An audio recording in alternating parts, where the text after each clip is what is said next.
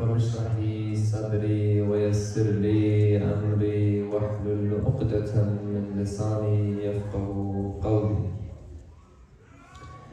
أعوذ بالله من الشيطان الرجيم. بسم الله الرحمن الرحيم. الحمد لله رب العالمين، والصلاة والسلام على سيدنا ونبينا وحبيب قلوبنا وشفيع نفوسنا أبي القاسم مصطفى محمد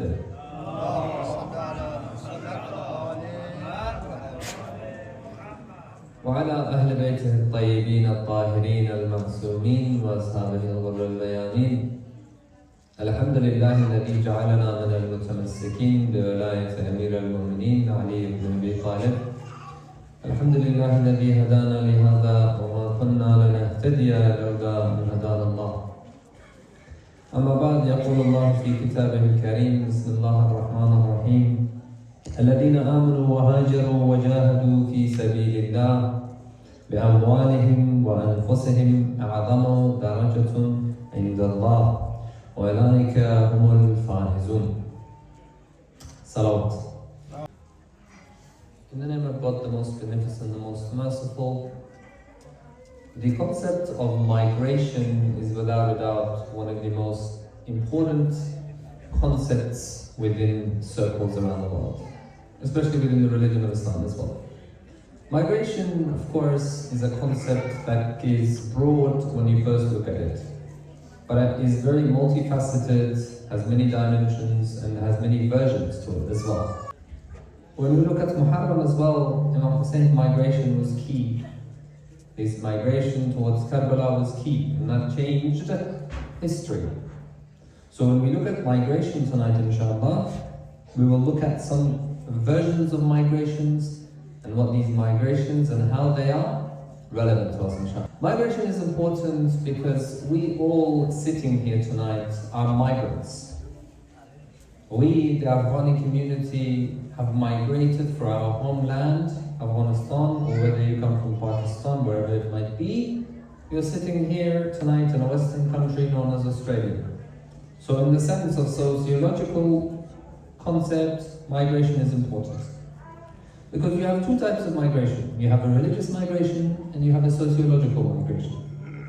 Religious in the sense that there are some verses in the Quran that talk about migrating for the sake of God.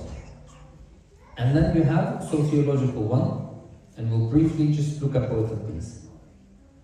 So when we look at sociological one, we've all been affected by migration. Whether you might be first generation migrants or second generation. So first generation is the one where you're the first guy who comes and he brings your family later on. Or if you're born in a Western country, you're a second gen migrant. So I'm sure many of our youth here are born in Australia, which makes them second generation migrants. And when our fathers came to this country, they were first generation migrants. So migration in that sense affects us either directly or indirectly, which is why it's really important. And one thing we will realize is that migration is embedded within the entire creation of God. We humans are not the only ones that migrate. If you look at the example of the swallow, the bird, it also migrates. In the summertime, it breeds, and in the wintertime, it flies over or migrates to a place where it's warmer for itself so that it can live or so that it can survive. So migration is something that is existent even within the animal kingdom as well. There are a couple of reasons as to why people migrate. And first we'll look at the physical migration and inshallah the spiritual migration as well. The first reason why a person might migrate is for economic reasons. Economic in what sense? You see, some person wants to build a business for themselves, and this business in the area that they're in is not going to be as well, or in our language we say namichila. Yes, it's not going to profit them as much. So what they do is they migrate to another place so that their business thrives, so that they can have an income for themselves. This is an economic migration. Then you have, for example, a political migration. A political migration, I think, will be most likely relevant to our people, the Afghani people. Why? Because when we look at political migration, people migrate because of harsh and violent dictators in a particular area. Whether you look at the Saddam of Iraq, or you look at the Taliban of Afghanistan, we were under a government which was unjust. We could not speak freely, we could not practice our faith freely, and therefore we were under a lot of scrutiny by the government at that time. So we had to make a political migration. Then, of course, we have the migration known as the spiritual migration. Before I get to spiritual migration, another one is, for example, the educational migration. And I think many of our youth, when they go towards universities or they change schools, this is called educational migration. You go to school or you go to university, let's say you're from a countryside, and you go all the way towards city for the sake of learning skills. This skill could either help you in the work field or the workforce, or it could just make you generally a better human being, makes you more aware of life. When you go to university, you build a set of skills, you attend a course, and they train you with certain skills that you can use later on in your life. And based on the profession that you practice in, you specialize and you get called whatever you study. So if you study psychology, you are trained with, for example, ACT, DBT, cognitive behavioral therapy, and then you use that skills later on to use that as a source of income for you, but also help the people in that field. So this is educational migration.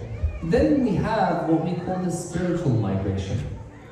We call this hijra fi sabilillah, the migration in the way of Allah subhanahu wa ta'ala. Because some people migrate in the way of God. When we look at our scholars, our respected scholars, most of them, if you look at their lives, they migrated from one city, or usually their city of origin, to another country in order to seek Islamic knowledge and therefore serve Allah subhanahu wa ta'ala. Yes? So this is migration for the sake of God. If you look at examples, these are, for example, Shaykh al-Kulayni, Shaykh al-Saduq, the famous historian al-Tabari, Imam al-Bukhari. These are people who may have migrated from one city or to another to be able to gain knowledge with the intention of fi sabilillah. So tonight our main focus will be spiritual migration, so that we can understand why it's important and how we can apply it to our lives, inshallah. Sallu ala Muhammad wa ala Muhammad.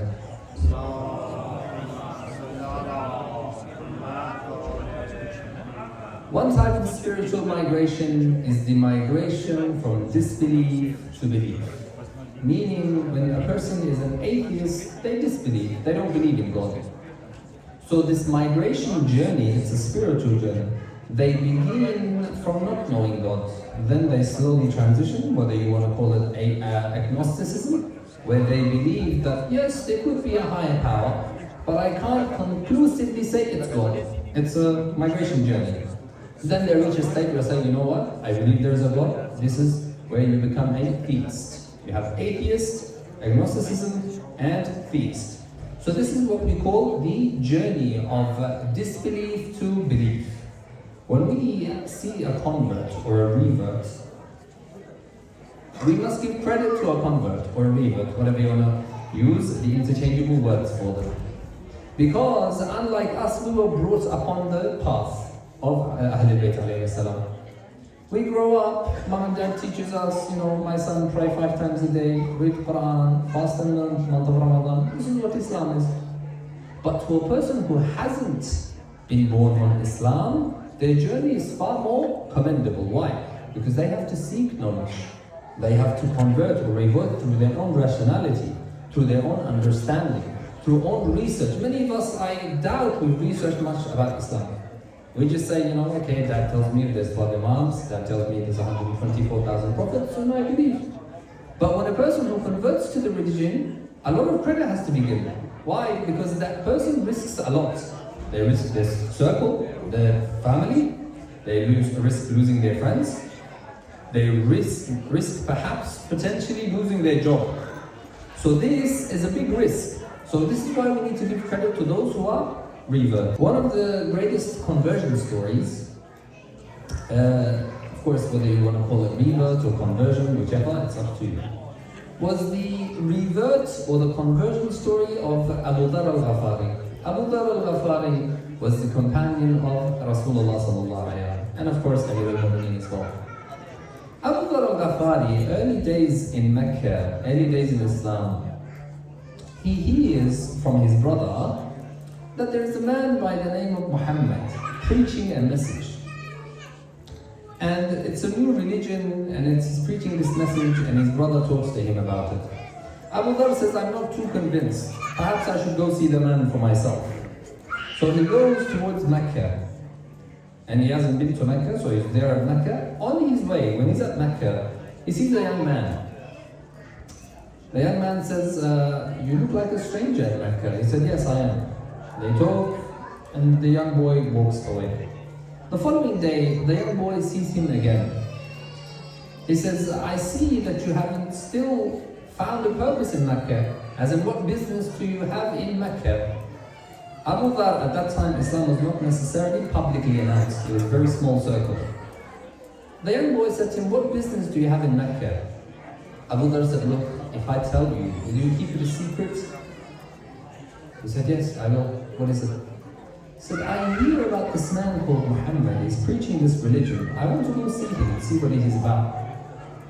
The young man said, give me your hand, I'll take you straight to him. The young man was Ali ibn Abi Talib. He said, I'll take you straight to him. Imam Ali took Abu Dhar straight to Rasulullah. And within a few moments, Abu Dhar talked with Rasulullah, understood the akhlaq of Rasulullah. He described the religion to him. Abu Dhar said, okay, this is the religion that I'm going to follow. So he converted, he became a Muslim. Then Rasulullah said to him, listen Abu Dhar, if it's possible, can you keep your conversion story or your faith for now a bit low-key? In our slang terms, we call it low-key, a bit secret. Because right now we haven't publicly announced it as well. He said, okay, no problem, Ya Rasulullah. A few moments pass, the people in Mecca are shouting. Why? What happened? Abu Dhar is on top of the Kaaba and he's shouting out, I, Abu Dhar al-Ghafar, am standing on the Kaaba, and I bear witness that there is no God but God, and Muhammad is the messenger of God. Rasulullah just told him a few moments ago, keep it secret, but when you get too excited, this is Abu Dhar al-Ghafari. Abu Dhar al-Ghafari, prior to his conversion, he came from the tribe of Banu Ghafar. They used to idol worship. And he says, one reason as to why I didn't believe in this, and what really struck me, that religion of Muhammad, was how they worship the idols. Because one person asked him, how did you find Allah? He said, I found Allah, or I knew that God existed through the urine of a fox. He said, how? He said, one day I was sitting near the temples where the idols were being worshipped. And their tribesmen, they used to go and they used to worship the idols. They provide food, they provide, let's say, a bit of milk. So they put food, let's say they put a bit of milk in front of the idol, and they'd go away, thinking that the idol would drink this. Yes, it's a source of sustenance. Abu Dhar says, I was watching from afar to see what's going to happen. Suddenly a fox comes by. A fox comes by and he sees that bowl of milk in front of the idol and he starts to drink it. Now, when the fox drinks it, it's got to let it out. So what happens is he lets it back all out on the idol. Abu Dhar said, at that moment I realized that Allah exists. He said, how? He said, if the idol cannot protect itself from the urine of a fox, how is it going to protect Abu Dhar al-Ghafari? Yes? The idol cannot protect itself from an animal, its own creation. How am I, Abu Dhar al-Ghafari, am I going to be protected from a statue? So this was one of the greatest examples of, let's say, disbelief. Of course, Abu Dhar was not a disbeliever, but he did not necessarily believe in idol worship to believe. We have the next stage, because now you have become a Muslim now. You've said your Shahada, you've said your Shahadatain. Now you believe in God and you believe in the prophethood of Rasulullah. Now you commit the sins though, and that's normal, you know. You're a human being, you commit sins. You lie, you still sin, You still, let's say, do riba, backbiting, you still commit all these sins. This next stage is the migration from disobedience to obedience. The first one was what? Disbelief to belief. This one is disobedience to obedience. So when I am disobeying Allah, my migration journey is that which I reach at a place where I'm obeying Allah. This is the migration journey. Because many people say, look, I'm not a major sinner, I'm just a minor sinner. I sin very lightly. Imam Ali says the biggest sin is the one who you take lightly. The moment you take a sin lightly, that in itself is great. It's large. When we sin, it's our lack of understanding of the rahmah, of the mercy of Allah subhanahu wa ta'ala. In the dua al-iftitah, we say, إِنَّكَ تَدْعُونِي فَأَوَلِّي عَنْكَ وَتَتَحَبَّبُ إِلَيَّ فَأَتَبَغَّضُ مِنْكَ. Indeed, I am one who you call. You call me, but I go away from you. And you're the one who loves me, and I show hatred to you.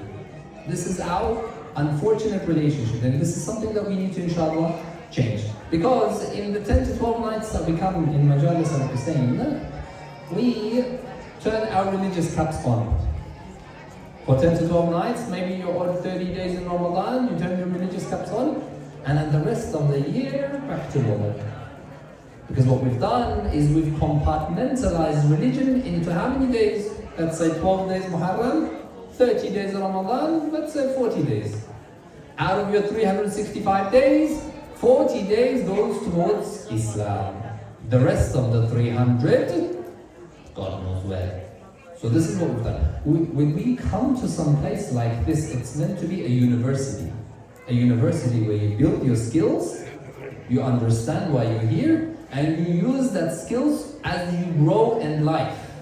You don't come here, chit chat with your friends and that's it, okay, have a good time, go home. Because that's not the purpose of Muharram. That's not the purpose of Majlis al-Hussein. And one more example before I give is the example from disobedience, because the last example was Abu Dhar. This one is an example of disobedience to obedience. Last one was from disbelief to belief. And this example is one by the name of Bishr al-Hafi. Bishr was, initially he was called Bishr al-Marwi because he was from the city of Marv. But then he got the name Bishr al-Hafi, which means Bishr the barefooted, because of this particular incident. Bishr was 50 at the time of Imam Musa ibn Ja'far alayhi salam, our seventh Imam. He was 50 years old. One day Imam al-Kadhim alayhi salam is walking past Bishr's house. He walks past his house and he hears that there's music being played in Bishr's house. Coincidentally, as Imam al-Kadhim is walking past, the servant of that house comes and puts the garbage away. Imam al-Kadhim asks the servant, "Oh servant, is the owner of this house a free man or is he a servant?" The servant is a bit baffled. He says, "Well, obviously he's a free man." Imam al-Kadhim said, "Exactly. Because if he was truly a servant, then he'd know which master he's disobeying." Then Imam al-Kadhim walked away. Bishr heard this. He said, "Who did you talk to?" He said, I don't recognize the man, but he told me a few things." He said, "What did he tell you?" He said, he asked me about you, if you're free or you're a servant." Bishr said, "Then what did he say about me?"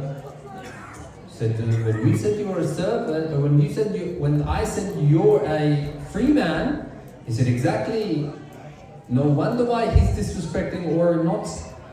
If he was a servant, he would be disobeying his master." The moment Bishr hears this, he runs out of his house, barefooted. That's why he's called Bishr al-Hafi, Bishr the barefooted. He runs to Imam al-Kadhim and says, "Ya ibn Rasulullah, forgive me. O son of Messenger of God, forgive me, you're right. I'm not free. I am a servant, and I am the servant of my Lord. Because however wealthy I am, tomorrow is going to come. If I have $1, tomorrow is going to come. If I have $1 million, tomorrow is going to come. Which means that tomorrow I will still see my master, that is Allah subhanahu wa ta'ala. Everything that I own is not mine. That's why I am not a free person. You're right, Imam al-Kadhim. I am one who is a slave. Then he says, it was out of my own stupidity that I was doing such thing. He asks for forgiveness, and later on he becomes a companion and he becomes a great zahid, an ascetic we call him. And then later on, if I'm not mistaken, he would walk barefooted, because he would say that the floor or the earth of Allah is like a tablecloth. That's why they call him Bishr al-Hafiz. So this is another example of one person who goes from disobedience to obedience. Inshallah, this is a lesson for us. Is the physical migration, but also for the sake of Allah subhanahu wa ta'ala. And the greatest physical migration for the sake of Allah is none other than the migration, the hijrah of Rasulullah sallallahu alayhi wa sallam. Because the Holy Prophet, peace be upon him, and his family, he went through a lot of torture in Mecca. 13 years in Mecca, he's trying to preach the message, but very few people are listening. Rasulullah, he went through so much oppression. You know what happened to him? He went through a lot. See, when we look at something like this, when our migration comes to, when we talk about our migration, many of us, we talk about, our religiosity when it comes to migration. I say, listen, I'm not religious because the country that I live in is not religious. I live in a kafir country, that's why I can't practice my religion. Like the country that I live in is a secular state. It doesn't believe in religion, therefore I can't practice it. Number one, the Quran will ask you, is Allah's earth not vast enough for you to go and practice? Number one. Number two, this is not a correct argument. Why? Because we have more rights than we must have more rights here than we had actually at home under the Taliban rule. In Australia, as an Australian, I can practice freely my faith. If I want to do julus, yes, every year, 10th of Muharram, Ashura, we do julus in Melbourne. The government allows us. If I want to hold majlis for Abu Abdullah like this, I'm allowed. If I want to practice and do campaigns for Imam Hussein, I'm allowed. So where exactly are you not allowed to practice your religion? This understanding where I say that, look, I live in a kafir country, therefore I can't practice my religion, is not a valid argument. Sometimes migration to a non-Muslim country is better than a Muslim country. Because some Muslim countries, you have rulers who will not let you speak. The moment you speak, or the moment you understand that your name is Ali, Hassan and Hussein, there'll be persecution. There are nawasibs. So it is an honor to be in a place where you can practice your faith. And like I said, the greatest one, the migration, was Rasulullah's migration. Why? Because he went through a lot of torture, a lot of oppression. They used to call him a lot of things. They used to call him names, yes? They used to call him Majnoon. They used to call him Sahir. They used to call him crazy. They used to call him a magician. The Quran says it, yes? There was one person by the name of Walid ibn al-Mughira, an aristocrat in Mecca society. The Quran says it about him. It says, إِنَّهُ فَكَّرَ وَقَدَّرَ فَقُتِلَ كَيْفَ قَدَّرَ ثُمَّ قُتِلَ كَيْفَ قَدَّرَ ثُمَّ نَظَرَ ثُمَّ عَبَسَ وَبَصَرَ ثُمَّ أَدْبَرَ وَاسْتَكْبَرَ فَقَالَ إِنْ هَذَا إِلَّا سِحْرٌ يُؤْثَرُ إِنْ هَذَا إِلَّا قَوْلُ الْبَشَرِ. It describes Walid and his action when he heard the message of Rasulullah. What did he say? He thought and he contemplated. May he be damned for how he contemplated. May he be more damned for how he contemplated. Then summa nazar, then he re-contemplated. Then summa abasa wa basar, then he frowned and he scowled. Then he turned his back arrogantly and saying, these are the words of a magician. فَقَالَ إِنْ هَذَا إِلَّا سِحْرٌ يُؤْثَرُ. They used to call him Sahir. They used to call Rasulullah nicknames. They used to make fun of him. He used to go through a lot of oppression. Rasulullah in Mecca was one who they throw feces on him. Abu Lahab and his wife, they prepare firewood and they throw feces on him as well. When he went to the land of Taif, the children of Taif pelted him with stones. Rasulullah understood that, listen, if Mecca doesn't appreciate me, why don't I go to Medina, where Medina may be more welcome and they may be more open to the religion. So his migration was that which was for the sake of God. And that's why when we look at it, The Quran says those who migrate for the sake of God, this is the reward for them. It says الذين آمنوا وهاجروا وجاهدوا في سبيل الله بأموالهم وأنفسهم أعظم درجة عند الله وأولئك هم الفائزون. Those who migrate in the way of Allah and they strive جاهد في سبيل الله with their wealth بأموالهم وأنفسهم and their selves, their rank in the eyes of Allah is very high. أولئك هم الفائزون. It is they who will truly be triumphant. So inshallah our migration will be the focus of our journey towards God. Of course we've migrated to Australia, the physical migration. Inshallah let's focus on the spiritual migration as well. May Allah allow us to be amongst those who migrate spiritually towards God, especially in this month. Sallallahu ala Muhammad wa ala Muhammad.